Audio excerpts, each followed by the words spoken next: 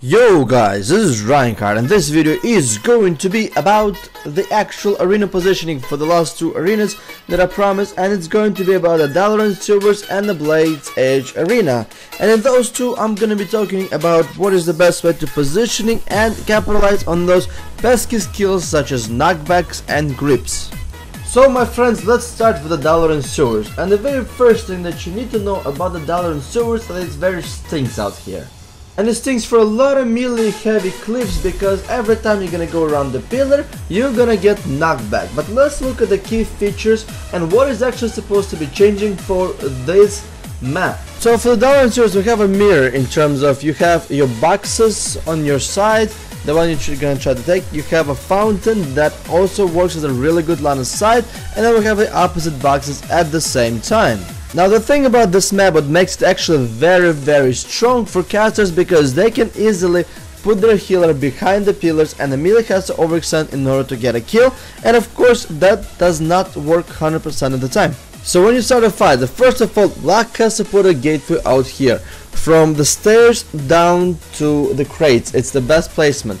And then I have to put a portal out here, and his team has to assist him with that. Melee has to push in over to the middle and start doing damage. Now here's a few perks that you need to memorize, is that melee DPS can always use the fountain to line of sight and get cut up on healing, and I don't see many melee actual DPS utilizing that.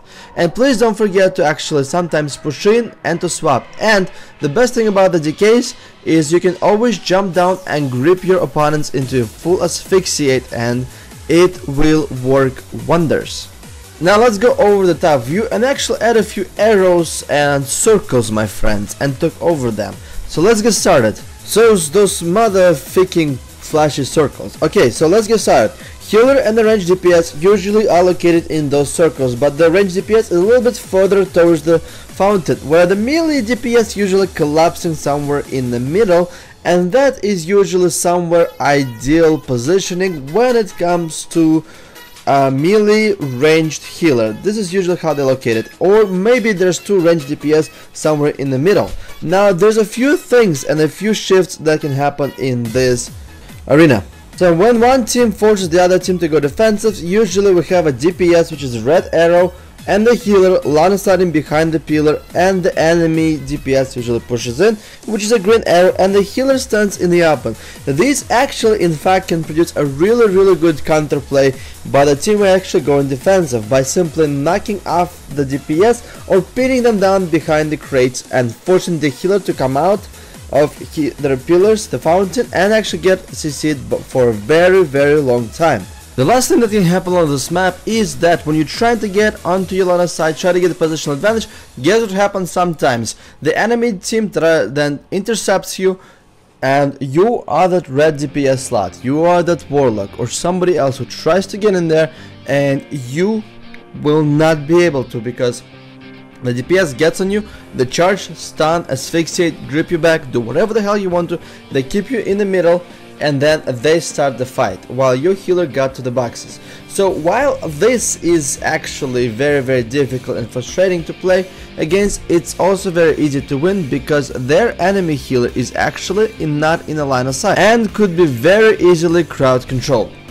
So that's it for this map so far. Make sure you're utilizing your boxes, make sure you're utilizing your grips off the boxes downstairs. Make sure you are utilizing the fountains, because not many people do, and that is the basic positioning concept for this map from what I've seen so far. Okay, so for the Blade's Edge, the very first thing what I'm gonna try to tell you guys is you have to push in as a melee in the center of the fight, and everybody has to do it all the freaking time. This is an absolutely irritating experience when I'm actually playing with a ballless, dickless melee who likes to stand in the beginning of the target area next to their healer and next to the range DPS. The worst part about standing in the actual open area is one main thing. Your team is green here, and what it basically does, if your melee stands next to the starting area with your range DPS and the healer, is that they promote the DPS from the enemy team push in onto you, to push in completely big and hard. And at the same time, if you have a healer who's casting a lot of AoE control, you will be in a really bad shape. Your melee has to be working sort of like an anchor, where basically they will stop the enemy team from pushing balls deep into your initial positioning. And don't get me wrong, this is actually a very important thing because there's a lot of teams benefit from it. I would say Thug Cleave with a Disc Priest or RMP or a lot of melee cleaves, they basically are actually playing on a very aggressive style of having their healer actually push in, because when the RMP or say Thug Cleave popping all their cooldowns, your team goes defensive, your team cannot provide really good counter pressure, and this is actually where a lot of teams are usually trying to force in, push in into there and have their healer go for air effect crowd control. So having a melee in the middle that can actually prevent that is a huge benefit for your team. A lot of melee cleaves, from what I noticed, like to do a lot of aggressive combos like Thug Cleave or RMP. In this particular expansion, they did it last expansion as well, but more to so in this one is I noticed that they're pushing in from your backside and basically gonna try to disrupt you here as much as possible. Then what you do, and especially involves stealth classes, so what you do is you have one of your melee DPS go still to the center, trying to anchor their stealth, and the ranged DPS is going to the starting area and actually spams AoE out there. And what you're basically creating is having a healer sitting in the middle, which is a green circle, and both DPS kind of trying to control and pin down the location of not allowing the enemy team to push in and control your healer. And if they're pushing from the backside, and if they're trying to approach you from the back, then have your healer pull all the way to the middle and have your melee DPS go again to anchor it. And this way you will counter actually their initial push, where your healer still standing behind your lines, trying to heal up, trying to get topped off, while your team is also anchoring them, and they become in the big disposition here, because if their healer pushes in, it will be much easier for your team to actually control or switch to the enemy team. And this way you can actually provide a perfect counter reaction, counter pressure towards the enemy team's aggressive push, stealth push towards your beginning location. Random fact about this arena, by the way, on this map also do not be actually afraid to pull down and play pillars at the same time. But the random fact about this arena is actually the freaking meat. This meat that cost me a game once. And sometimes you can go over it, and sometimes you can get completely stuck. Imagine you're chasing the healer, he's at 5k HP and you get stuck on a meat. That happened to me in the Cataclysm. I was so pissed.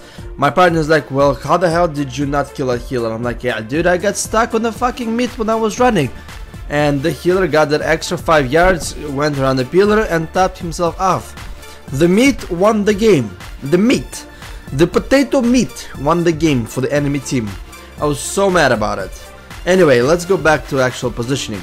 Remember, green arrow is a DPS, green circle is a healer. Now when the actual enemy healer and the DPS kinda pushes in onto you, your healer and you can actually drop down. And it's actually a very viable strategy sometimes to drop down, line aside that control. And what happens is the red arrow is a red DPS and the green arrow is your DPS team. So what you can actually do is do a swap positioning on this map, where your healer goes again behind your DPS lines and the enemy healer is right there. So what your actual DPS have to do is have to anchor the healers and the DPS down to let your healer get some space. This is where the gateway is actually very good. The gateway, you see those circles, the red and the green circles, the gateway is one of the best placements out there if you need to actually kite for prolonged distances. And so far I think I'm already finished with the arena positioning guide video. I do apologize for not being able to make this video earlier than I scheduled, messed up on my schedule, had some real life issues, and I actually kinda sort of wanted to take a break from the game in general. It happens sometimes, happens once every 3 or 4 months with me, so in next probably 3-4 months expect another blackout from me like that, but I kinda need those guys. So anyway, thanks everybody for watching guys, make sure you check out the arena positioning 1 video that's gonna be annotated very shortly, and до свидания my friends, I love you.